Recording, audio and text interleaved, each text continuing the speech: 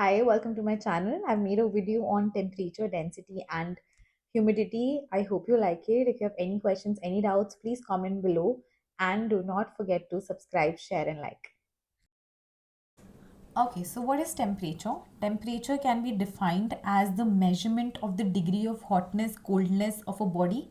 That is how you could say. So it's a degree of either hotness or coldness. So that is known as temperature. It's a very short topic, so we're going to quickly cover it up. Now there are different units that you can measure temperature in. So it is degree Fahrenheit, then there is degree Celsius, and then there is Kelvin. Now there are different formulas to it. So I've gotten a picture which gives you an exact formula. So if you want to convert from Fahrenheit to Celsius, you could use this formula. And one of the most important questions that come is that minus 40 degree Fahrenheit is equal to minus 40 degree Celsius. So this is one value that is the same when we are calculating in Fahrenheit or Celsius. Now how do you convert Kelvin? Kelvin is equal to Celsius plus 273. This is how the conversion is from Kelvin to Celsius, and then you can go to Fahrenheit. So these conversions are important. You could get like a very basic question on it. So this is one thing. Now there is something in the layers, upper layers of the atmosphere. How do you measure the temperature? So this is a device that is radiosonde. So this is the device that measures the temperature at upper air, So upper air temperature is measured by this device. So this is how it looks. Okay, so this is one of the questions that could come. Now how do you think atmosphere gets heated? So atmosphere doesn't get heated directly from the sun. So what really happens is that your sun basically heats the earth. Okay, so your sun will heat the surface of the earth, and the process by which the earth's surface is heated by solar radiation, that is known as insolation. So this is an important definition, might come in the exam as well. So insolation is that the process in which the earth's surface is heated. And how is it heated? It is heated by solar radiation. What is solar radiation? These are the radiations that are coming from the sun. So sun heats the earth's surface. Alright, now what happens? How is atmosphere heated then? So the air, this is the process by how the atmosphere is heated. So the air basically is in contact with the earth's surface, right? So air is in the contact with the earth's surface during the day and during the night. So air is in contact during the day, it will be heated by conduction method, and at night, because land cools faster, again the air is in contact with the surface, so now air is again cooled by conduction. But what you have studied during your physics subject during your school time is that air is a poor conductor of heat. Sorry, this is heat. So what happens is that the higher layers, so for example, this is my earth surface, right? So there are air particles here which are getting heated during the day.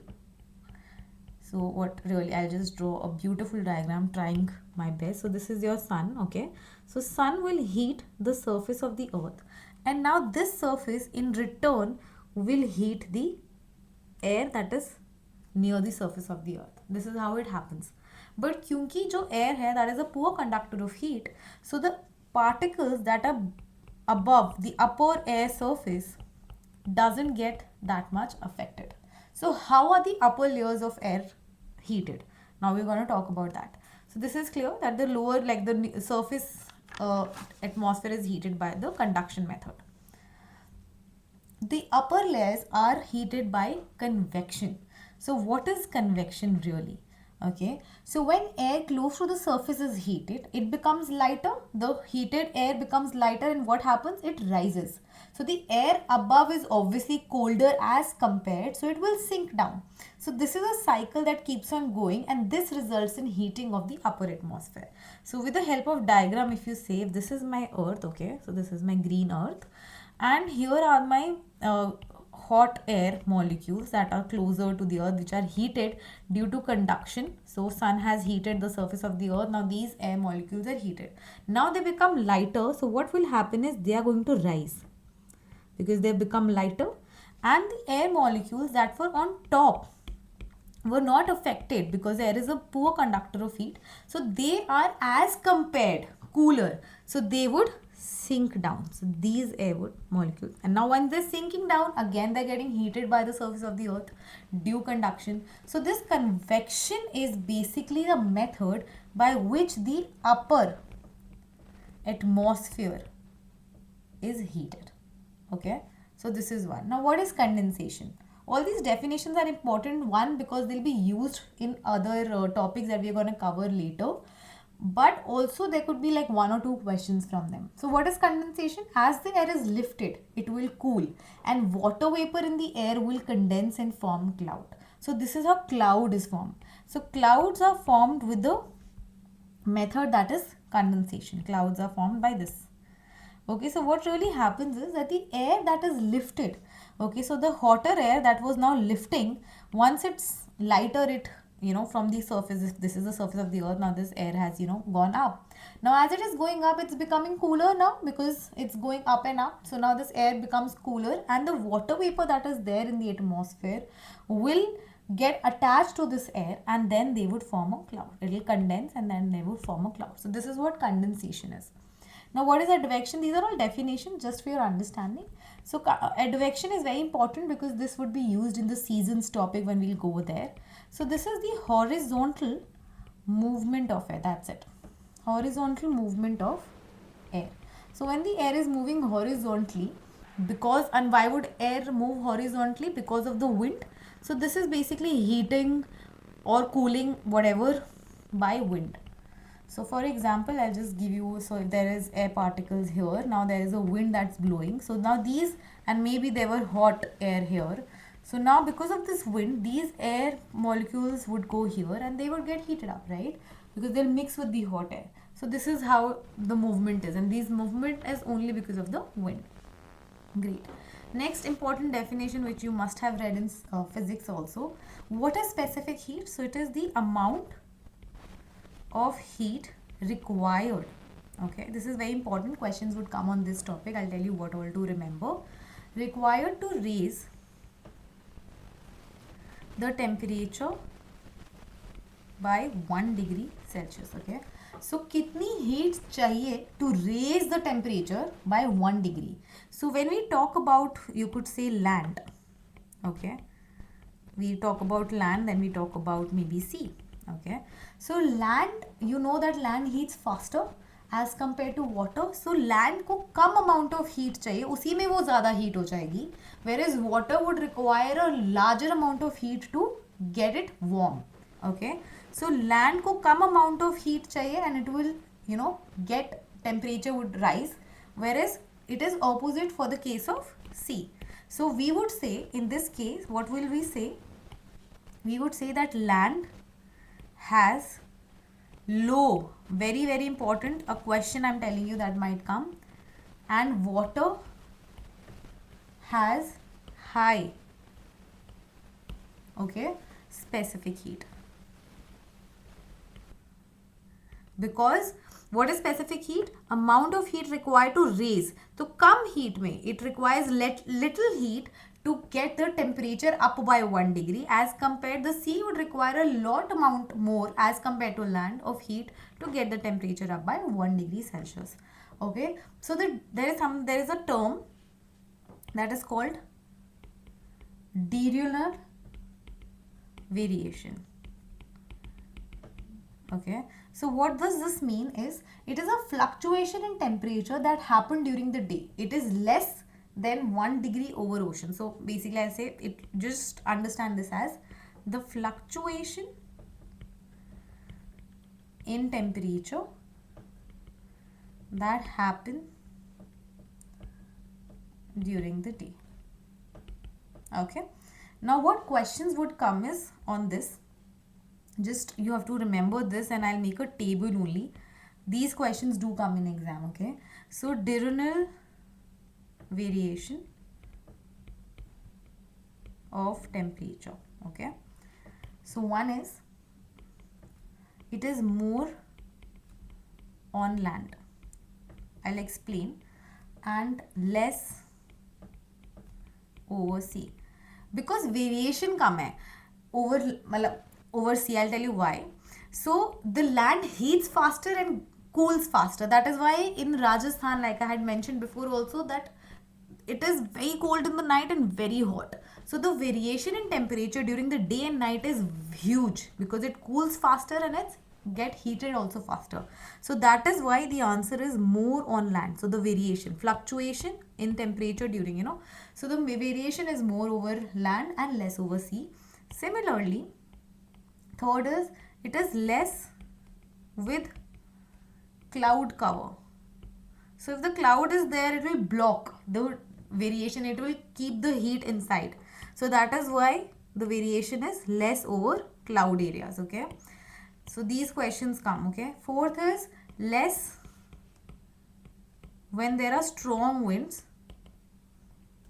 because it doesn't let it stay, and maximum when there are calm winds. Okay, so calm winds hai, so obviously whatever the difference in temperature is happening, it will stay, but agar winds are very strong, they'll keep moving, so the variation will not be, it will equalize, so there won't be much variation. So these all questions do come in the exam, so this you have to remember.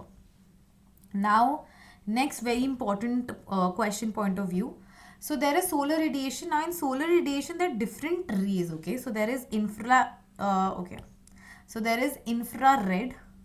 Okay, so there is infrared, then there is visible red, and then there is UV, that is ultraviolet. So the question that comes is the percentage of it. Okay, so solar radiation has, one is infrared IR, which is 46%. This is the question and you need to remember these value. Visible red is 45%. Okay, and the last is UV, ultraviolet rays, that is just 9%. So how to learn is that I comes before V, so higher से lower की तरफ हम जा रहे हैं. This is how I used to remember. So I, V, and then U is anyway different. Okay, so this is a question, and then another question that comes is the definition of albedo. What is albedo? Albedo is the reflecting power of Earth. Okay, so what question really comes is that snow has 80% albedo. तो snow जो अर्थ जो reflect कर रही है सन की raise को, ठीक है, that is 80%. That's a huge amount of sun rays being reflected. Okay, so this is what it is. So this is one of the question that could come. Now in temperature, the topic is almost done. The last thing that I would want to talk about is that sun ka jo, like sun keeps on moving, right? Sun actually, so basically our earth is rotating, so our sun also seems to move, however sun is stationary. So as the earth is rotating, so sun is at the highest elevation. Okay, so jo sun hai, that is at the highest elevation at noon. Okay, 2-3 hours after this earth is receiving more solar radiation, then it is giving up. So after the noon, basically it's at the highest. Okay, so temperature, so what you need to remember is this: temperature is highest at 1400 hours. This is what the question is. Okay, so you need to remember this, that the temperature is highest at 1400 hours because the sun is at the highest elevation at noon. So now it starts giving the maximum radiation and the maximum temperature is reached by 1400 hours. Now after 1400 hours, the temperature starts to fall continuously until little after sunrise. So the lowest temperature, again you need to remember this, is somewhere close to 5 o'clock. Okay, and as per DGCA, when we talk about DGCA, so as per DGCA, it is 30 minutes after sunrise. That's the lowest temperature. So these are also the questions of the exam. Okay, so temperature is over. Okay, so what is density? Density, can we define it? Yes, so mass of air contained in a unit volume. Okay, so that's gram per meter cube. Now in density, it's not a very big topic, it's very basic, so I'm going to complete it as fast as possible. Okay, so we need to know kiska density is higher, kiska density is not higher, so where the density is more, where the density is less.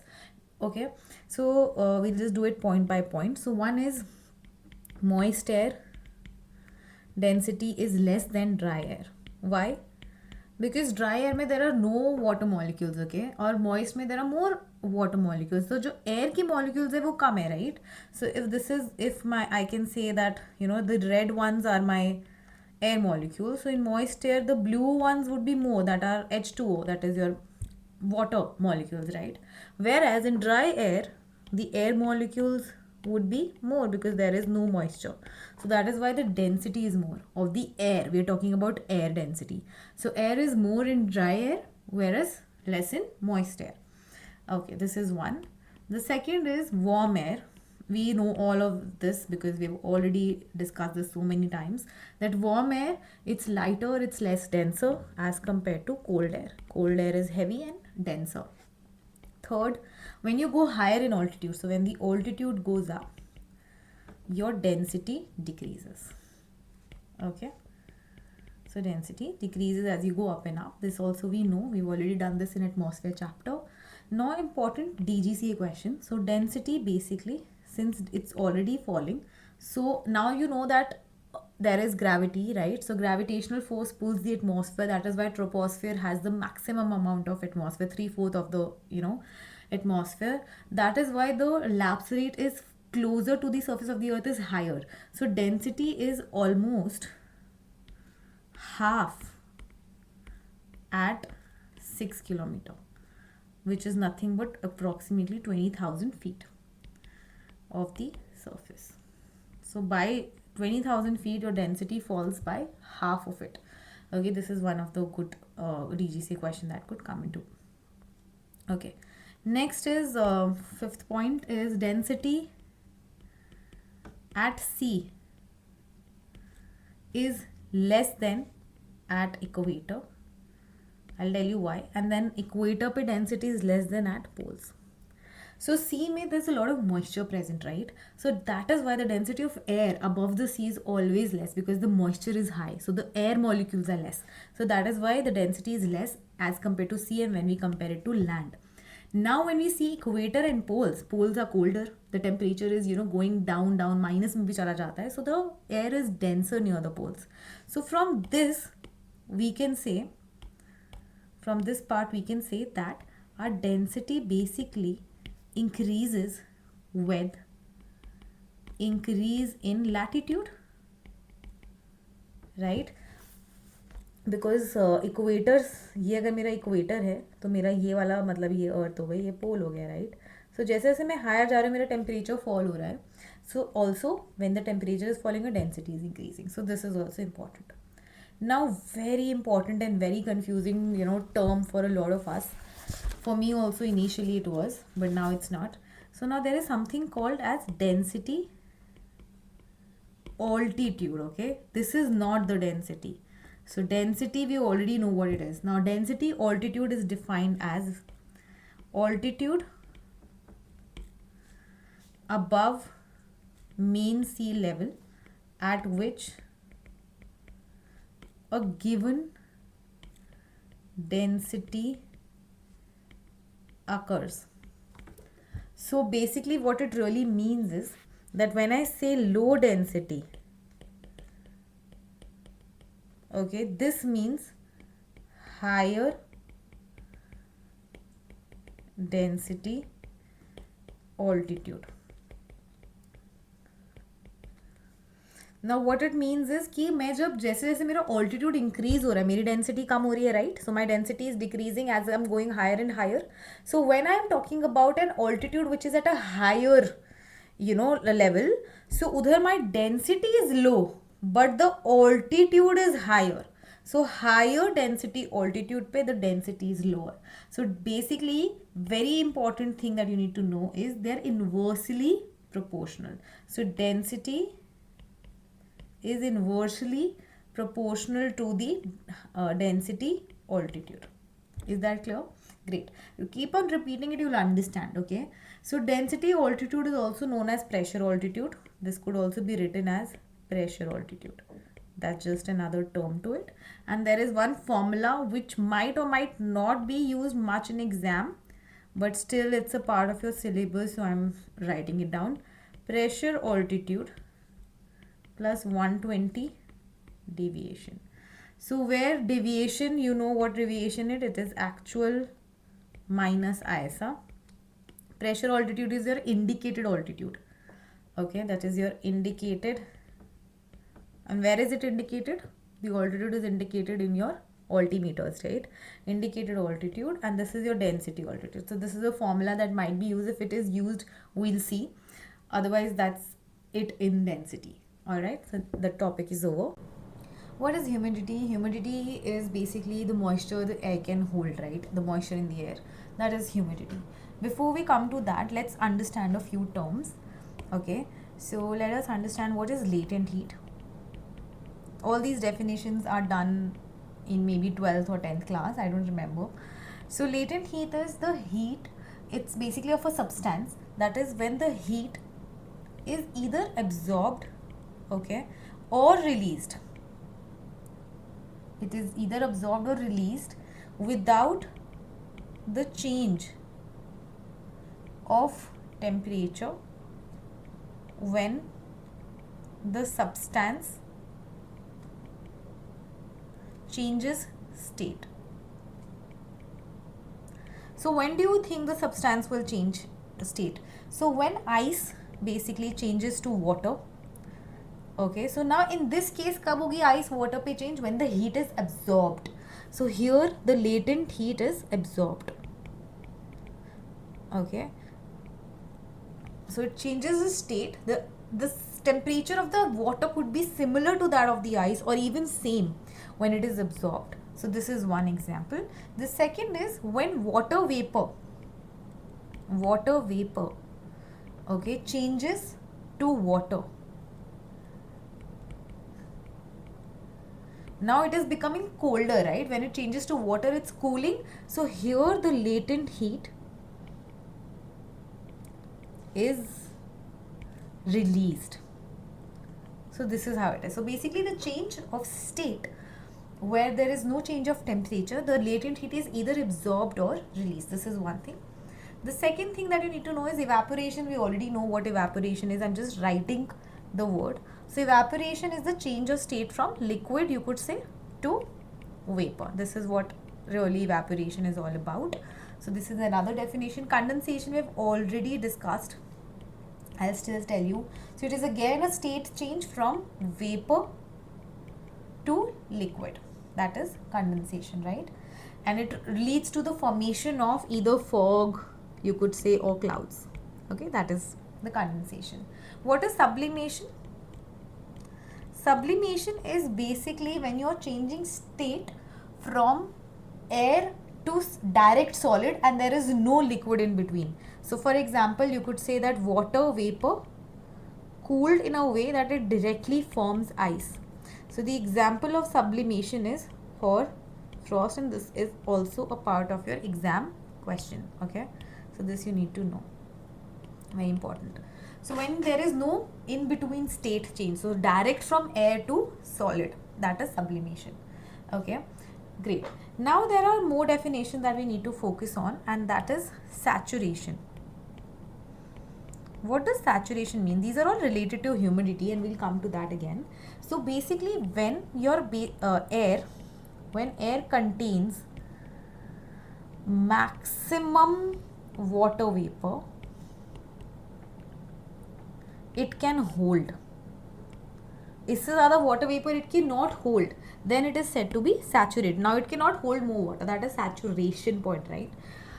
Now what is relative humidity? So humidity is related to water vapor that air is holding, and how much humid it is, it depends on how much water the air is holding. Now how do we measure relative humidity? There is a instrument that is known as hygrometer. It is also known as psychrometer. Okay, this could be an exam question again. So this is how the instrument looks like. Okay, so this measures your relative humidity. Now what relative humidity is here, I've gotten a few pictures which is really describes it really well. So the relative humidity is basically how much amount of water vapor is there in the atmosphere divided by how much air can hold into 100, and it comes in percentage. So for example, in this diagram, if you see, okay, so in this case, this entire area is my capacity, okay, and how much water I'm really holding is just this much. So how what is the percentage of water that I'm holding is basically how relative humidity is calculated, okay. So when I say relative humidity, okay, so this is a formula. It won't come, there are no numericals, but you need to know what it really means. So amount of water vapor, I'm writing water vapor as H2O in the atmosphere or air, you could say, is there upon amount of water vapor it can hold, कितनी capacity है उतना into 100 will give me relative humidity in percentage. Okay, this is what relative humidity is. So this is very nicely explained here also, that here there is no water, so this relative humidity is 0. There is 50% water, so relative humidity is 50. कितना है और कितना वो कर सकता है उसके according percentage है. This is 75 and this is 100%. Okay, similar example is here also. Now what is next important point is that when you go higher in altitude, okay, so now here your relative humidity increases. When the temperature is falling, now you can relate all of that, your relative humidity also increases, because now colder air has more water vapor, right? So relative humidity increases. Now when, very important, okay, very important, when your relative humidity becomes 100%, okay, this is called as dew point. This definition is very important. So that means it's holding the maximum water. That is the lowest temperature air could have been cooled to saturated. So the definition is lowest temperature air must be cooled to saturate it. So this is what the dew point is. That is when the relative humidity is 100%. Okay. Great. What is absolute humidity? It is the weight of water vapor in the unit volume of air. That is the real time humidity कि अभी actual में है कितनी, relative है comparison कितना कर सकता है hold, whereas absolute humidity is what it really is holding. So there is absolute humidity. Okay, so what it really is holding is what it is. Okay, great. Now there are another two terms and the topic goes over after this. So there is something called as a wet bulb temperature, and then there is something called as a dry bulb temperature. Now what it really is, very simple. So dry bulb these are just the terms, don't get confused. So dry bulb temperature is nothing but your actual temperature of the air. Actual temperature, okay, that is your outside air temperature, OAT, that is outside. You must have seen this term used a lot, outside air temperature. Now what is your wet bulb temperature? The definition is very confusing, but it means the same. So the definition says the lowest temperature to which air may be cooled by evaporation of water, that is wet bulb temperature. Now what we really need to know here is that if my dry bulb temperature, which is nothing but my actual temperature or outside air temperature, is equal to 15 degrees and my dew point is also equal to 15 degrees. So when the difference between these two is less or very very close, in this case the air is saturated, and maybe you could say that cloud or the fog will form. Because what was dew point? We just discussed. Dew point was when humidity is 100% or the lowest temperature air must be cooled to saturate it. So when your outside air temperature is similar to dew point, basically your air is saturated and cloud or fog will form. Now if your dry bulb temperature is 15 degrees but your dew point due point is the temperature, it should be cool, मतलब जब वो पूरा saturate हो जाएगा तो इस पे होगा, मे बी इट्स -5 और you could say 5 degree, there is a huge difference between. तो इतना कूल होगा जब एयर, तब जाके air would get saturated. So in this case the air is unsaturated and air is basically then nil, it's clear. Okay, so this is unsaturated air. So humidity is also done. There's okay, one more last thing is when your wet bulb temperature is equal to dry bulb temperature, because dry bulb is the actual air temperature and wet bulb is nothing but your water vapor के साथ temperature. अगर ये दोनों equal हो जाते हैं, in that case the air is fully saturated. Because when you say what is wet bulb temperature, the lowest temperature to which the air could be cooled, मतलब इससे नीचे जा ही नहीं सकता है वो टेम्परेचर, मतलब वो मैक्सिमम सैचुरेट जितना कर सकते हो आपने उतना कर दिया. और अगर ये दोनों टेम्परेचर अब इक्वल हो गए, मतलब एयर इज फुल्ली सैचुरेटेड, क्योंकि ये आउटसाइड है और ये है कितना lowest we can cool the air to reach. So this is when the air is fully saturated. Okay. Okay, so these are the questions that you need to see for temperature. So you could take a screenshot. These are questions from IC Joshi, very, very important for your exam. This is for air density, that's it. That's a small topic. And this is for humidity, and that's also a small topic. So we are done with 3 topics. Thank you for watching my video. I hope you learned something today, and I request you to please subscribe, like, and share. I'm putting in a lot of effort to make all these videos for you guys.